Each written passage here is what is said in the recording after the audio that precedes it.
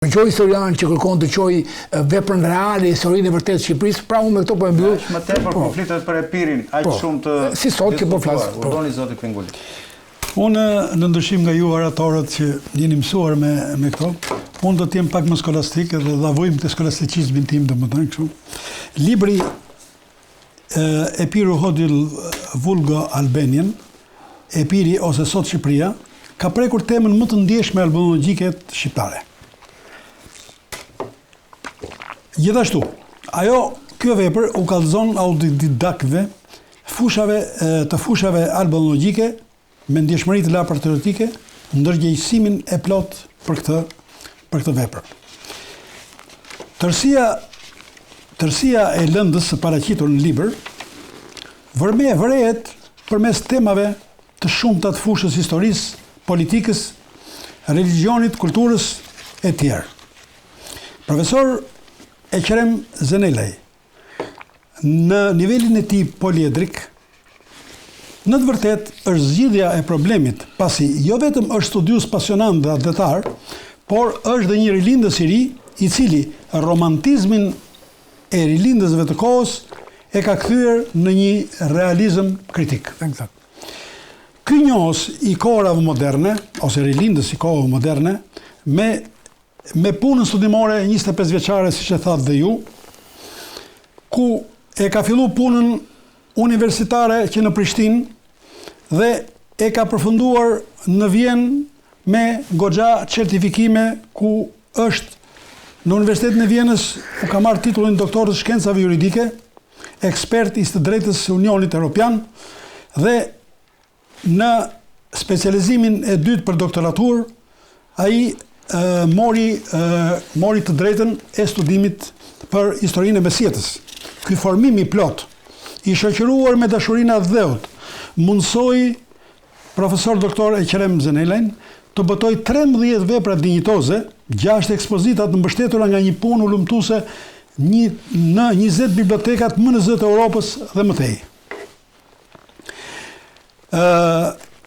Me aftësinë e tij analitike e deduktive, kalon nga para historia legjendare, epike, me luftëtarë si Akili, Pelasgo e Piriot, deri tek besimi Dodonas Thesproto Moloso e Piriot. Legjenda kthehet në hulumtim historik, duke rrjedhur te Piro i ri, Neoptolemeu, djali i Akilit, si babai i popullit Moloso e Piriot, ku janë analizuar me vërtetësi shkencore popujt bashkjetues Thesprot dhe Kaon. Mëtej, shpaloset me nota realiste, ku ulëmtimet historike shndërrohen në histori prekse, nga Piro i ri në kohë tek Piro Buri, luftëtari Piriot i lirë që përballoi forcën më të madhe luftarake të kohës perandorinë romake. Në këtë familje e Piriotësh, qartësohet në mënyrë kritike figura e Epirit e Filipit të dytë, Aleksandrit të Madh dhe nënës tij Epiriotësja Olimpia, ndër figurat më të rëndësishme me rrënjë e Piro i Lire. Vëmendje shkencore dhe kritike është dhënë te herojit kombëtar Gjergj Kastriot Skënderbeut, me bëmat dhe besimin e tij heraldik, ku me fakte të qarta historike provohet epirositeti i tij si princi i Epirit dhe mbreti i Shqipërisë, apo Albano Domino. Historia fillon të marrë nota dramatike dhe dinamike me hyrjen në teatrin historik të figurave si General Gjergj Dimitër Basta, si dhe të Luanit Janinës, Ali Pashait, ku energjia parahistorike kthehet në histori të gjallë, duke rezultuar vërtetësisht zinxhirin e pakëputur Pelasgo Iliro Alban. Kritika e këtyre veprave, me ngarkesa të një enciklopedie identiteti, analizon më tej aktivitetin madhor të epiriotësve të rima dhe të kulturuar si Marko Boçari, Lambro Xhavela, me shok të bindur se kombi dhe etnia janë një, luftuan me armë dhe penë për krijimin e kombit të ri Neo-Albania, që rezultoi shteti i ri grek. Ky shtet i ri nuk ishte gjë tjetër veç se pjesë e kombit Helen, Pelasgo Iliro Alban, me fe dhe gjuhë të ndryshme. Këta levenda se period u martirizuan nga egoizmi i shtetit të ri grek dhe paragjykimi i fuqive të mëdha europiane që influencuan në ndarjen nga nëna e tyre Epiriote Shqipëria. Jo rastësisht, diplomati dhe historiani gjerman Jakob Vollmeier thot se Greqia dhe kombi i ri u krijuan fal luftës heroike të shqiptarëve Arvanitas dhe vullnetit të Europës. Unë mendoj që këtu bëra një përmbledhje të veprës së zotrit Eqerem, i cili do flasi vetë dhe unë nuk dua ti ngatrohem më në përkëm, por më jepet e drejta që në fund të flas diçka për pjesën time. Si autor që pse mos? I nderuari zoti profesor, pse ky titull, le të futemi pak tani në veprën tuaj të jashtëzakonshme, Epiri ose sot e quajtur Shqipëria. Ose një temë aktuale. Ende aktuale. Përse ky titull, profesor? Unë që nga fillimi, kër kam shkuar në Vjenë me rekomandim të 3 akademikëve, profesor doktor Femi Agani të ndjerë, që ka qenë zëvendës presidenti Kosovës dhe ovrar nga forcat serbe, isha 2 muaj asistenti tij, Bardhyl Çavushit, kryetarit të juristëve të Kosovës dhe profesor Përdet Romake, po është i vrar nga forcat serbe, dhe profesor doktor akademik Esas Tavilecit, shkova në Vjenë dhe parashtrova para vetes 2 gjëra. E para, studimet për 2 doktorata, dhe dyta që në fillim u regjistrova në 20 arkive të Evropës dhe jo vetëm, sepse Anglia edhe Turqia nuk janë në Evropë, edhe atje kam bërë volumtime, dhe për 25 vjetë kam të buar rreth 5000 dokumente të cilat janë zhvilluar për herë të parë.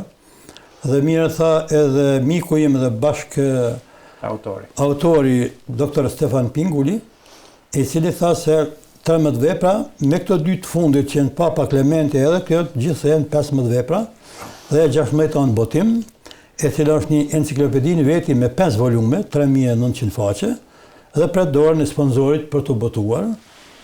Dhe që në fillim para se të filloj të hynë temë, unë falenderoj Akademinë Rentona, dhe në radhë parë presidentin e saj, Dr. Stefan Pinguli, i cili tërë pasurinë e tij e shkrin, jo vetëm për akademi, për botime, për çështje kombëtare, pa asnjë interes, vetëm investon në kuadra, shpenzime e tjera që një gjë të tillë ka bën vetëm Hasan Prishtina.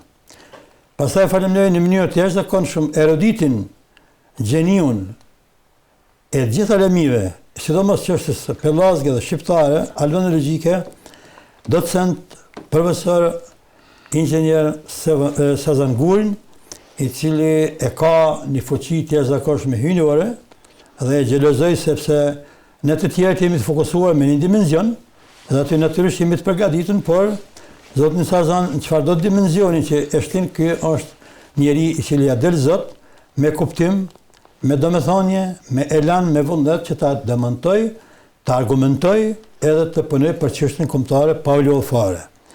Po ashtu sekretari në kësaj akademike inxhinier Fredi Balën, i cili ja kam lakmi për urtësinë dhe dorimin që e ka, se ky ka të bëjë me shumë njerëz të natyra të ndryshme, temperamente të ndryshme, dhe oja që qetë, sa që ne vullnet njeve mosafirve.